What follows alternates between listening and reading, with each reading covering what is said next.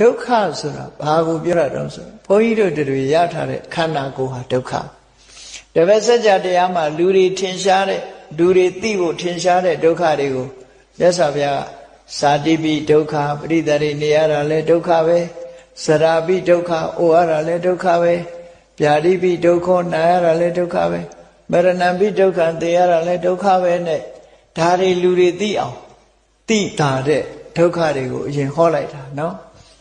နောက်ဆုံးမှာကြတော့ဘုရားကဟောလို့ဆိုတန်ခိတ်တေနပင်စုပါရနက္ခန္ဓာဒုက္ခတဲ့ဘုန်းကြီးတို့တွေရထားတဲ့မျက်စိနာနာလျာကာယမနလို့ဆိုတဲ့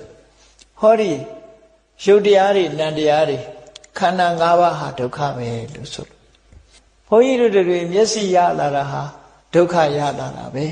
နားရလာတာဒုက္ခရလာတာ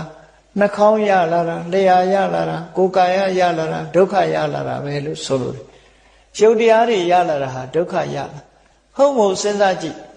ညောင်းတာညာတာဘယ်သူကဖြစ်ခန္ဓာကဖြစ်တာပဲနော်ပေမန္တာဆင်းရဲတာလူကိုဒုက္ခပေးနေတာဘယ်သူဒုက္ခပေးနေတော့ကိုယ်တဏ္ဍာမှာရှိတဲ့ခန္ဓာကပဲဒုက္ခပေးနေတာအလုံးဟာသူ့အတွက်ပဲအလုံးလို့ရပြီသူကပဲကိုယ်ကိုဒုက္ခ